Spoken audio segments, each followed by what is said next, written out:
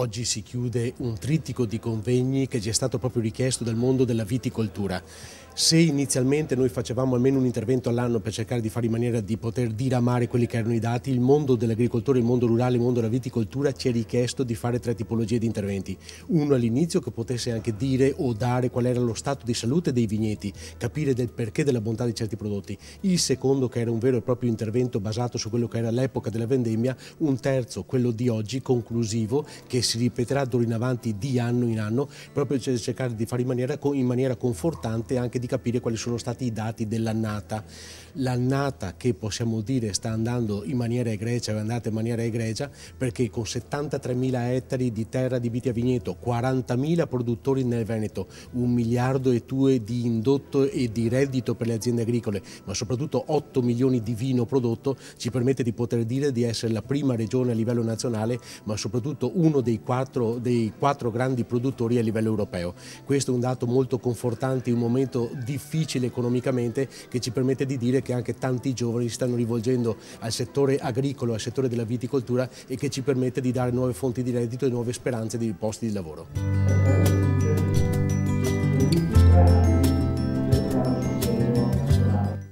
Sì, in particolare noi stiamo ora concludendo un progetto decennale di zonazione viticola che si è articolato in circa 15 comprensori viticoli del Veneto, con i quali noi abbiamo praticamente mappato le aree vitate di qualità della regione allo scopo di definire l'interazione vitigno-ambiente e quindi di stabilire qual è il miglior vino ottenibile in base ai terroir delle diverse denominazioni. Oltre a questo, noi come Veneto Agricoltura gestiamo il centro regionale per la viticoltura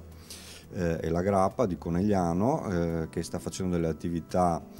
in particolare vi è da citare quella per il recupero dei vecchi vitigni veneti, e inoltre come il settore economia, mercato e competitività è impegnato da tempo nel rilevare e nel monitorare le variabili economiche che interessano la vitivinicoltura veneta. Collis è un consorzio di secondo grado, è stato formato e partito ufficialmente nel 2009, al fine luglio 2009. Allora noi rappresentiamo praticamente 5 stabilimenti di produzione che sono Barbarano Vicentino, Lunigo San Bonifacio,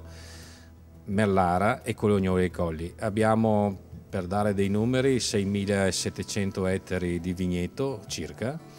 Abbiamo circa 3.000 soci per una produzione di 1.400.000 quintali d'uva. All'interno di Collis abbiamo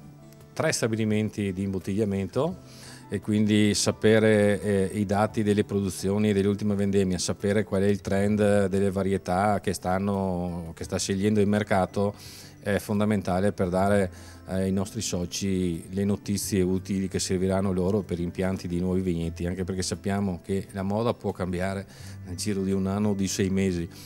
però i vigneti, insomma, per andare in produzione hanno bisogno di qualche anno.